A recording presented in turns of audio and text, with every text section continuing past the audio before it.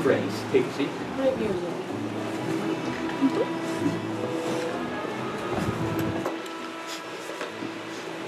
Yes, my friends, come with me to a magical place where imagination soars. There is monster and beast and treasures beyond reach. It's barbaric, but hey, it's fun. You can roll a new class and you'll have quite a blast if you cast that die just right. Come on down, stop on by, grab your dice bag and try to play in a tabletop night. Oh, tabletop nights, like those tabletop days. They're sweeter than sweet and leeter than leet, too leet for your feet.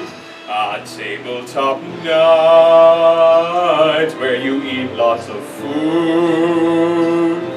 A tank off his guard falls fast and falls hard, then the wizard is doomed. Well, now that I brought the nerd level way past 11, thank you. Welcome to Tabletop 101. And I didn't want to get sued by the dummies people, so my tabletop for dummies is down there, extra small. So, what was the workshop for? Well, you know, it's for anybody who felt like showing up, really. But I've geared the content towards complete noobs, like people who maybe they tuned into one of Sandbox's, streaming RPGs, and then went, hey, that looks really neat.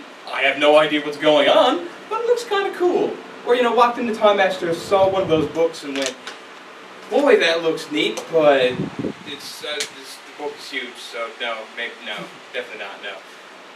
So let me gauge the room. Who here is in that group? Who here has no idea what a tabletop is, or the vaguest idea of what a tabletop RPG is? Anybody? We all? Okay, cool. So I have a person. Awesome.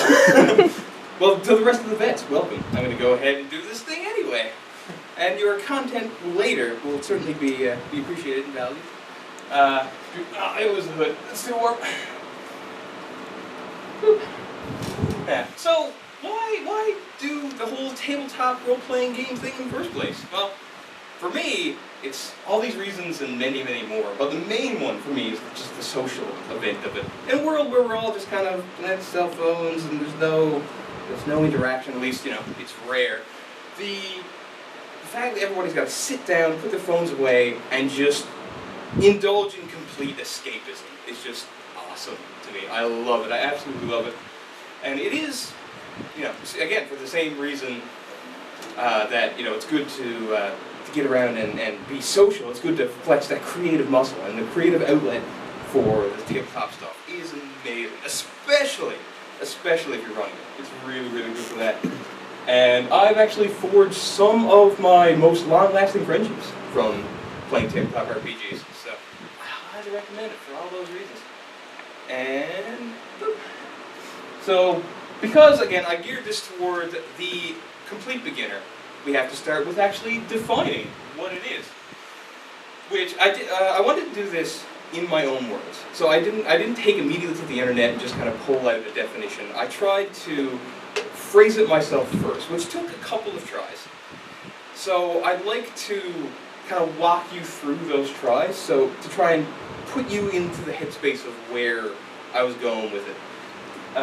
So my first try is the one I was using for years, which I like to call my grandma definition, which is the definition I was literally telling Nanny when she asked me what I was doing in university on the weekends.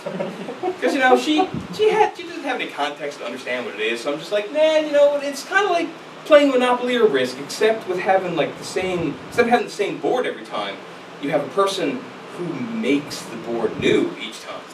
Which is so far from the truth, it's kind of hilarious. But it's got enough truth. You're not strictly lying to your Nan, So that was the problem with that definition. It's not there. It's not close. So this was the second one I came up with, which seemed like a closer, better one. Which is a tabletop RPG. It's a game where players, led by a main storyteller, work together to use their imagination to create a story. That's kind of like making a play on the fly. But this doesn't work either, for two main reasons. First of all, it makes it sound like all it is a game where you all sit around with like a flashlight and you're telling ghost stories type of deal. And it sounds kind of lame too. You use your imagination. It's kind of like a bad episode of Dora the Explorer. It doesn't capture the awesomeness. And mainly because it doesn't capture the game part. So this just talks about the story element, but completely leaves out the mechanics. So this definition didn't work either. So finally, the one I settled on was this one. So the game, which is run by a person, a game master or GM in most cases, guides the other players in a collaborative story building process. Actions and conflicts that arise during the story are defined and solved via a set of mechanics, such as rules. So this is still a problematic definition because the average person just kind of glazes over when you tell them this. It's like, what are you even saying to me? Because I know that I did. Like when somebody first tried to introduce this hobby to me, and this is what they threw at me, I just kind of went, your words don't make sense. No, nonsense. And even, I was kind of hoping to take you kind of on that little journey of definitions to help you understand kind of that it's a storytelling process and a game process and there's two of those things together. But I still, again, when you really have to experience it. So what we're going to do actually right now is a live play example with volunteers from you guys. We're going to go right into a play example to show you exactly what it is. So here's the party that people will be playing, which is commissioned by a buddy of mine, excellent artist. Can I get 4 brave adventurers? Whoa! Something to 5 people. Alright, so you, young man, you like to go? Alright. Gentleman up front here, why not? And the awesome Dr. Zeus shirt parody guy. And you two are going to have to fight over it. Alright. That was easy. Yeah. I'm great at this game. Give you all your weapons. You play more. This it would be a watered down example, so to speak, of how a session could normally go. So we have me, which is GM, the person running the game. Here's my cloak. And we have our 4 players here. So, we can go with you first. Which character would you like to be? We have the rogue, the elven ranger. I'm feeling the ranger. The ranger? Alright. You are the ranger, good sir. And you, which character would you like to play? Well, what is left? What is left? So we have the halfling rogue, the half-orc warrior, and the human wizard. The half-orc warrior sounds good. Good choice, good choice. And you, young man. Wizard, excellent choice. So that leaves you with the halfling. Right. So, our party of adventurers have just come into town at the behest of the king, where a very strange set of robberies have been taking place, and our brave adventurers have garnered a reputation to be able to solve such problems. So they've been summoned by the king. However, as they journey towards the castle, they hear the yelling of "Stop, thief!" and the clanging of heavy armor, and they see a man in a deep cloak easily outrunning guards in full plate, trying to chase him down, and he laughs at them as he uses his acrobatics to jump on a roof and begins to take off across the rooftops. And as he does, you can see his cloak fly aside. And as it does, you see the king's crown attached to his belt. You have but moments to act. What do you all do? No time to think about it. Got to take a shot. All right, so you will take a shot. Excellent. Right. By all means, roll it. See if you can hit the road. 4. A 4. No, your arrow goes wide. You panic and lose your aim. And you, what would you do? I would also take shots. All right, you also take shots. Half-orc warrior brings her bow there. I got a 15. A 15. A 15 catches him in the leg and deals damage. All right, and you, young man, what would you do? Launch a magic missile. An excellent choice. Launch your magic missile. 15. Oh, you hit the rogue right in the back of the skull, and he seems to lose his balance and stumble a bit, but then finds his stride once again. And now finally, Can I get it, Joe? yeah, with your acrobatic skills, that is a possibility. Make a try. 12. A 12. Ah, do you catch up to him? Actually, let's find out. Let's roll my counter roll for GM. Oh, and you do. So with the aid of the arrow and the magic missile, the halfling manages to catch up to this thief and tackle him around the ankles, managing to give the guards the opportunity they need to catch up to him, and you apprehend the thief. Well done, party members. Well done. And that's an example of how this game goes. You know, with an extra bit of ham from my extra GM voice. But that's generally how it goes. Thank you all. Would you like to take a dice as a souvenir if you volunteer? Feel free. Much appreciated for the help. Thank you again. Give me a hand, ladies and gentlemen. And so that's an example of how this game goes. And I was hoping that would kind of display all the components I was talking about. So we have that story that was building up. So you have the being summoned by the king and the strange string of robberies, and then you had that, the thief that's running away. And then I asked the party members what would they do. So then suddenly the story is out of my hands. I've written it up to that point, but then it's out of my hands and into the hands of the players. So that's where the story, the collaboration writing comes in, because then the players get to choose their actions that help define the direction of the story. And so to prevent a classic game of, war when you were 7, shoot going pew pew, I got you, no you didn't. There's actual rules behind defining if those actions do anything or not, or are successful or not, and that's where the rolling and the rules come in. So hopefully that was a good demonstration to give you a good feel if you've never experienced it before. And so maybe that was enough to make you go, maybe I should run something like that. I could write a way better story than this guy, come on. Thief, King's Crown, cliche. So where would you start? So if you've never picked up one of these books and you want to know where to go, first thing that's important to do is decide what system you're playing, which is probably one of your more daunting tasks, right? It's one of the bigger ones, because there's so much to choose from. But if you get your rule set decided on, then you can start roping people in with the invites. Like, hey, are you into, Pathfinder? I'm going to do a Pathfinder thing. Or I'm going to do Cthulhu. You want to do like a dark, awesome story? And then, that's the second part. You kind of need a group of preferably awesome people. The more awesome, the better. And then you have to decide on your GM. So it's handy if you've never played before to find somebody who has played before and get in on their game. But that's not always possible. It wasn't possible for me when I just started. We just kind of picked up the books and completely flubbed our first campaign, but hey, that's okay. Somebody had the bravery to try it, even though none of us knew what we were doing. And there's oh god, that first session, nightmare, but it was good though. We certainly learned.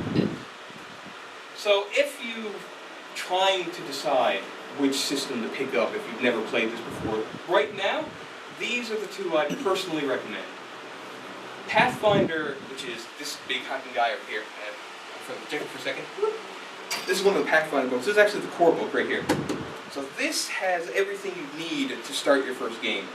And yeah, I know it's huge and intimidating looking, but it's actually not that bad, and I'll go through how you can kind of tackle that something this size later. The other one oops, that's fine. The reason that I would recommend this is, at least for me, when I started, we did not get the role-playing part of the RPG. We did not get it.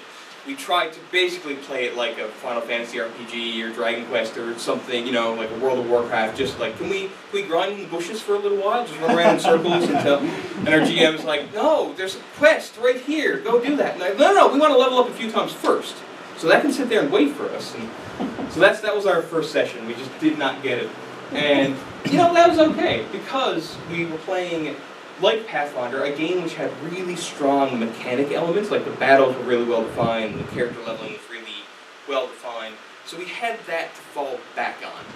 So even if, because the RP part can take a while to get, so if you don't get it immediately, Pathfinder will give you lots of other things to focus on that are still really fun, until that light bulb goes off in your brain and you go, wait, but what will my character do? And the other one I would recommend is Call of Cthulhu 7th edition. This one is kind of the opposite, in that the mechanics are stupidly easy, or at least I think they are. There's no giant charts to level up your character, it's all just, and you only ever need maybe 3 different types of dice, and that's it. So it's really simple from that aspect. the big challenge here is if you're running it and you've never run it before, it's really, really strong on the storytelling aspect. Like, it expects you to come up with a really powerful story, and a really dark story, and a really engaging one. So I mean, if that's your bag, then this would probably be the better choice to start with in Pathfinder. But it does expect a fair bit from you from the story side. But easy mechanics, so you know, you can kind of pick your poison there. Boop. So once you get it all together, if you want to really get started, the biggest roadblock I found for new people is when they pick up one of these books and look at the, this is 400 something pages, and this is only one of the books, and you have an entire shelf of Time Masters, and they pick this up and go, nope, I'm not even going to look at that. The way to get past that, the way we have in the past, is you do not have to read all of this immediately. I mean, it helps, especially if you're running the game, but you really don't have to do that. Like, when you're making your characters, this is all you need. Out of all that content, when you're first starting off, this is it, right? And so you just kind of take it in modules, take it like that. So when you're getting started, don't let the size of something like this get to you. Just take it one piece at a time, and suddenly you'll know all the things. And this is the other reason I actually recommended Pathfinder, is because their pre-made modules are amazing. They're so good. I'm a big fan of, creating your own world and stuff, but sometimes you just don't have time, or, again, if you're just starting, you don't know where to start. The guys at Bizarro, which is Pathfinder publishers, have a huge library of pre-made adventures that are amazing. They do all the world building for you. So you can just kind of pick it up and just play it. Once you get a little better, you can add your little spice to it. But it'll get you going really, really fast. Now, kind of going into this is something that I fought with myself a lot about. Something I fought with myself a lot about adding, because, again, I wanted to really get people excited about tabletop RPGs, and kind of speak to the new people and go, yeah, you should be doing this hobby. And if I get into this, it kind of brings some negativity into it. And I was kind of going back and forth and debating, but I kind of feel it is worth talking about, and I want to make it very clear that a lot of these, because I'm going to go into a lot of it from my personal experiences, these are exceptions, right? I've put in hundreds of thousands of hours, literally, into playing these games, and I've played with at least 24 people, and I've only had 1 or 2 real problems. Like, people who just didn't gel for one reason or another. So I don't want people to kind of look at these next few slides as I talk about my own personal anecdotes about dealing with people that just were making the game miserable. To go, well, that's a drama-filled mess. No thanks, not for me. I'm just trying to arm all of you for when it happens, or if it happens, rather, if, not when. But people are people, so sometimes it doesn't. So this first one, I was running a game, and I should probably also preface this with, the adult logical thing to do or to say here is just talk to the person. If they're making somebody in your party or the party miserable, take them aside in real life, get them a coffee and say, this is how things are, can we work around it? And that is the logical adult thing to do. But sometimes, again, if you're prepped a difficult conversation you've had to talk about, it immediately goes off the rails from what you had in your head every single time. So, that is a sensible thing. Talk to them, but sometimes it doesn't work out. So this one, it was basically a player who kind of invited himself into the game, and he was incredibly lewd. Like, he was not a tactful individual, and he was really bothering me a lot with his comments, right? With which way he would go. Like, heaven forbid, I'd ever say there was a monster hiding in a hole. That's all he would need if he can kind of put that together. But, so, what I tried to do first was talk to the other players. Be like, is this guy bothering you? Is he really bothering you? Because I was hoping then, because as the GM, it was my responsibility to sort this out, right? I'm running the game, I kind of brought him in-ish. So what I was looking for there was an out, an easy out, because everybody else was like, oh yeah, he's an idiot, let's get rid of him. Then I go, yes, I don't have to take the responsibility, everybody else kicked you out, you're done. That's, yes, off my shoulders.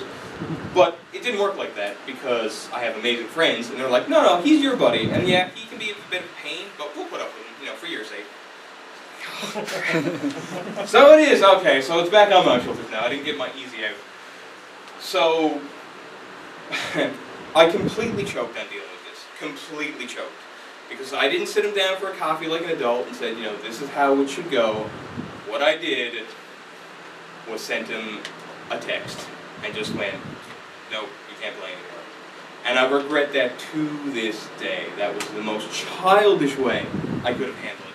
But I did it that way because, this dude, despite his aloofness, was an incredibly charming individual. That's how he just kind of invited himself into our party in the first place. So I was worried that if I let him, he'd talk me into letting him stay, and then I'd have another couple of months of getting the nerve up to kick him out again. So I didn't handle that in a face-to-face way, and I do regret that. But that's the way I do it. So hopefully, the whole point there that I'm getting across is that sometimes you have to do that hard thing and boot somebody out. But I do recommend, in hindsight, you handle it face-to-face and you do it more mature than just sending an email. Because that's not the way I should have handled it, but I digress. That was that one. This one, this one is where I was the poopy head. I was the problem player. Because this was, remember where I said at the beginning where I was just, how I was, I didn't get the RP part, I was just playing it like a Final Fantasy game.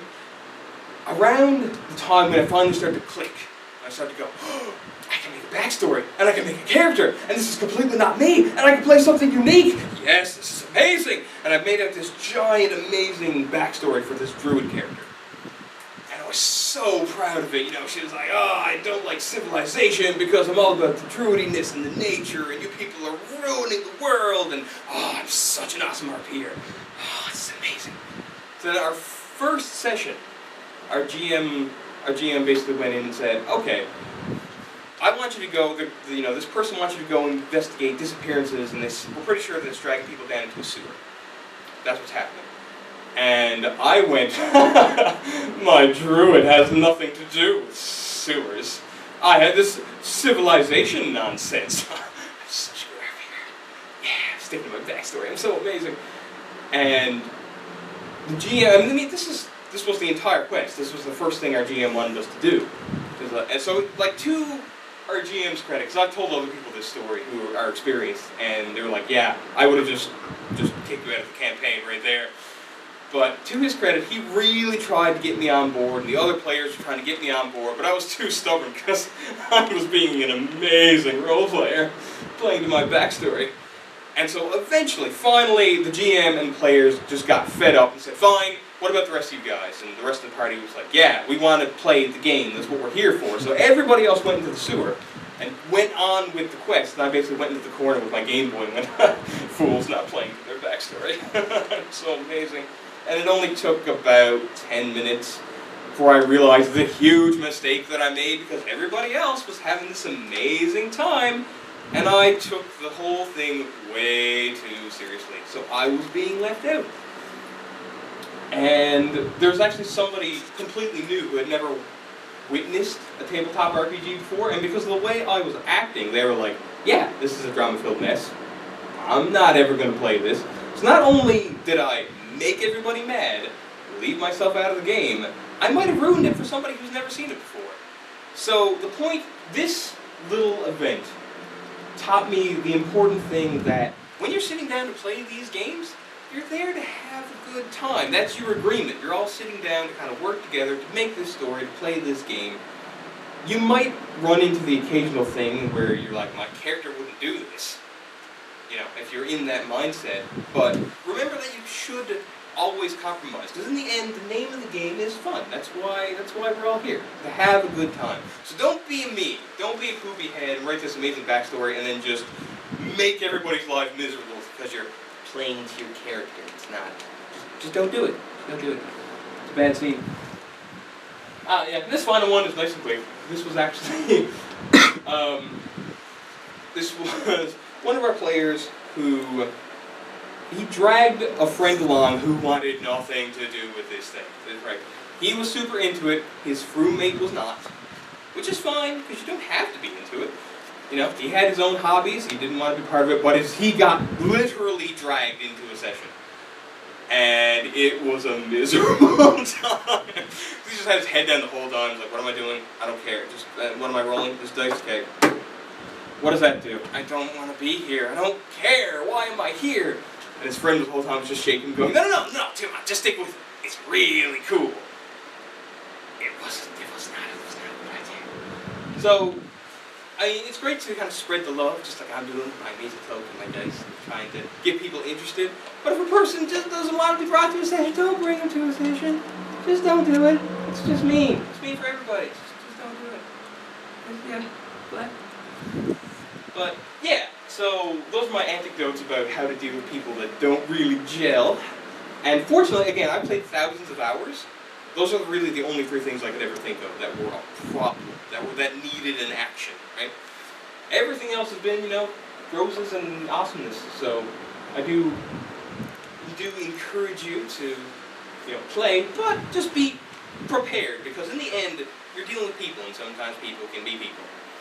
That's really what I'm getting at. That's what I'm getting at with that whole thing. But anyway, we're going to swing it back around to a more positive note, which is tips, you know, just some tips and tricks and things that I've always found useful when I sit down to play one of these games. And so a sheet of names, if you're running a game, invaluable. Because it's bonkers how many times you end up throwing somebody in the story and they go, "Oh, really? But what's their full name and title?" Crap, I didn't think that through. And I have this sheet of many different names. Here's his names, take it off the list.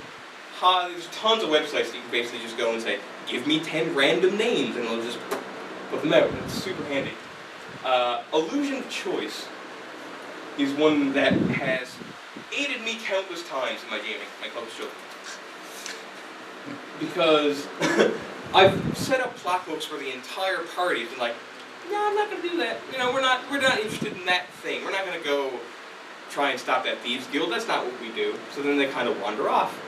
And I go, "Crap, what do I do now?"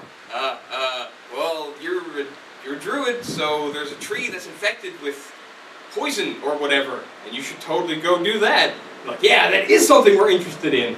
And so, as far as they know, they've kind of walked away from this whole bandit quest, you know, thieves guild thing. But then I just basically take the quest that I had done up for the bandits guild, just scratch the name out and go, okay, poisoned druid tree, and just run the exact same dungeon that I built with slightly retooled monsters. That's it. So I don't... They're technically experiencing the same content, but it seems like they screwed me over and they went in a different direction. They didn't. It's kind of, if you ever played Telltale's Walking Dead, that video game, they use illusion of choice a lot, and very well. And so it's that same sort of tactic, you know, you make a choice and it feels like you're making something, a meaningful choice. But you really just kind of steer them in the same direction with a different color paint on it. It comes in super handy if they start throwing you curveballs, you players, I mean.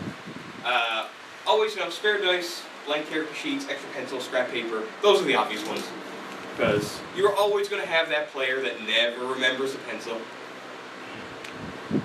Or never remember. Well, if people keep giving them to me, then why should I bring my own? Or, you know, always forgets their dice, or something to that effect. We have a guy that I'm playing with right now on Thursdays that has never brought his dice once. So we've always had spare dice for him. And this last one here is only something I've recently discovered. Roll20.net is basically a digital space to play these games. And they have really easy drag and drop interfaces to make maps, and it's really easy to play with people over Skype and the like. It's an excellent resource if, you know, you can't get to everybody's house, or even if you just have a nice screen like this and you want to put the maps up for everybody to see. It's completely free and it's awesome. I highly recommend it if you have any sort of projector situation and you want to display maps. It's really, really good. But yeah, so there's my rant. So we have the questions, open discussion part of the panel, all that good stuff. What are we doing this time? Wow, I ran through that way faster than I needed to. Okay then, that's cool. Yes, we have lots of time then for questions, open discussion. You can talk about your own anecdotes if any of you had to deal with your own problem players. Anything that got brought up, or any confusion where I'm just talking super fast because I get super excited and talk super fast and I get super excited.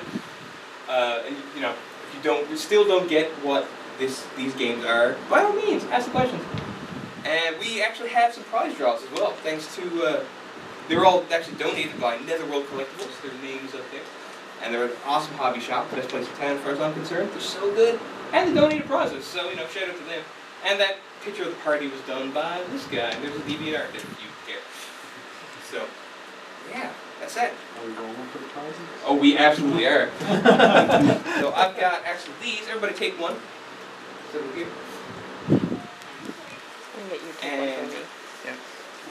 Totally gonna roll.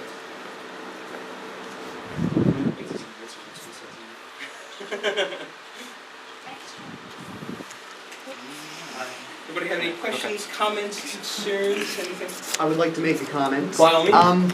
For the Soper RPGs, obviously, you're kind of using your imagination, of course. Yeah. But do you think it would be pretty effective if you were inspired by any dreams or nightmares you might have had? And Oh, the amount of I actually have a dream journal next to my bed. I really do. Because every now and then I'll have this crazy, funky, fever, ate too many Sour Patch Kids before bed dream. And I just wake up going, that will be an amazing quest. Write it in the journal. Okay, back to bed. Yeah. Yep, so it's amazing what goes on back there when you're dreaming. So if you get inspired, like any avenue for inspiration is always amazing. yeah, So- even in anything you read, like Oh, yeah. outside. Yep, those are always good. There's actually this book in particular. This one is actually one of my favorite RP systems I played, Dresden Files. Mostly because this is based on a set of books by Jim Butcher. And if you ever read his stuff, it's amazing. So as you read his books, the campaigns basically write themselves because he just gives you so much fuel to work with. It's Right. awesome. Yep. So everybody has one. What's the highest number? Everyone take them off the top. 100. Huh? You took the 100. Ah, okay. So that means we have to use the D100. This could take a while. Because there's what? I could take. Fine. This could just take a while. Roll. Come on, I'm rolling. Anybody have any other things? So we have 77. It's probably not it. And what do we have? Whoops. Pick up that dice. Oh, wait, so are we seeing whose number is? Basically, yeah, that was the point. So I'm gonna make you one. Because there actually was no one in that pile. So, the highest number is what now? What's the last one down there? Oh, 13, yeah. 13, okay. We are gonna use D20, so it'll go faster. Do. Woo-bam! 10. Hey! Oh. Good job. So, you get first pick. So we have, as our prizes, we have a box of Munchkin, which is very D&D related. It's hilarious. And then we have 2 dice bags. So you can pick what would you like. I already have one from the last. Well then. Can I have both? or- No, this one. Yep. Good choice. Alright, so Munchkin and the dice bags. Both grabs. Here we go.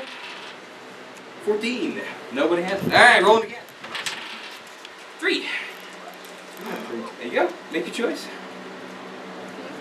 No. Alright, done. Last prize. Woo! And 3 again. No. I'm gonna switch dice. Ah! 6. I have 6. This bag. Whee! Alright, is there any other, to Bill's sitting in the bay accent now, any other questions, boys? Yes. Why do you need more than one dice? So basically, this comes down to, well, it depends on the system you're playing. So for Pathfinder, for this one, it needs all these different sided dice because it, depending on the rules and depending on the class you're using or the spells you're casting, they can deal different amounts of damage or have different effects. So at some point, there's basically the amount of options you want for what you're doing. So this little guy, this D4 here. So when you're doing something that you only want 4 outcomes for, or 4 possible numbers, you use this guy. And if you want, a whopping 20 options, you use this guy. And so that's basically it. There are systems where like one system that I like called the fudge system. All you need is d6s, so just these guys. Your standard, dice you'd find in a Monopoly one. And though that rule set is really easy, but yeah, it does add it does add an extra layer of complication if you're not used to seeing all these different types of dice. But you get used to it pretty fast. What do you think about the role-playing system for the vampire? I thoroughly enjoy World of Darkness. I really, really like it. I've had people almost fight with me about it because it seems to be really a love or hate sort of thing. You have people that absolutely adore it, and one of the people that I'm playing with on Thursday now hates it. So we have almost religious level arguments over whether it's a good system or not. For the game that I'm playing now, which is actually the Vampire the Masquerade, we have an amazing GM. He's really, really good. So I think that adds a lot, because with World of Darkness, where it's a storytelling system, you need a strong story, because okay, so I'm kind of a mechanics nerd. So from a mechanics point, World of Darkness isn't great, right? It's very much a storytelling system because they sacrifice balance all over the place for things that'll add drama, that'll add that extra punch to the story. So there's tons of time when I'm reading the book going, this is crap. This is not a balanced rule. This doesn't make any sense. But I get it. Okay, we're just gonna go with it and ignore it and just play an awesome story. So yeah. Actually released they're re-releasing the re-release of the rules, if that makes any sense. The only thing I've ever played, I played the video game Vampire the Masquerade Bloodlines. Love it! I love it. It's like one of my favorite games. So I was just wondering about the system, because I've never played anything other than Dungeons & Dragons. It's the only system I've ever used. I really, I can if that's, where you were, you've played lots of other things before, and you're an experienced role player, I would recommend branching into World of Darkness. I think you'd enjoy it. It's good. Anything else? Questions, comments? Everyone just want to get out of the superheated room? Yeah. What advice would you give to a player making the transition to GM?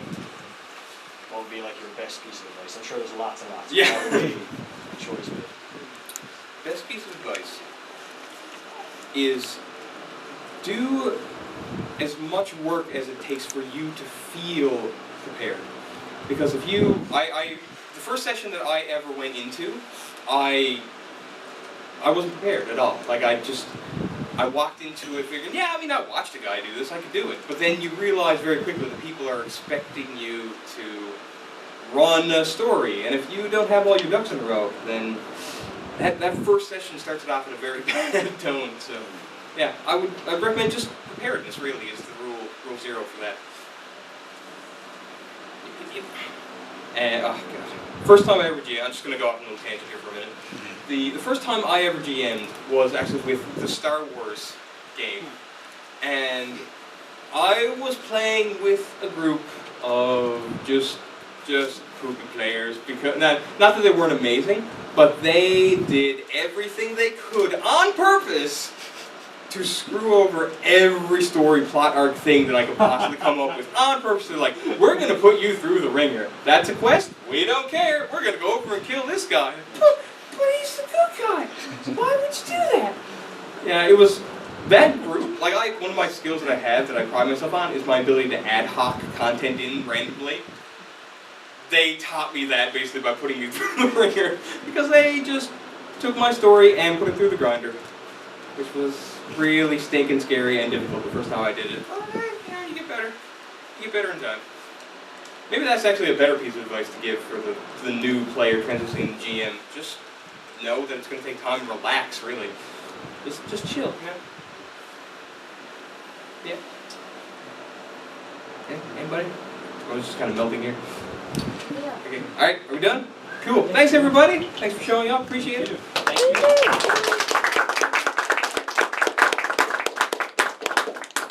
Now away to the rest of the con.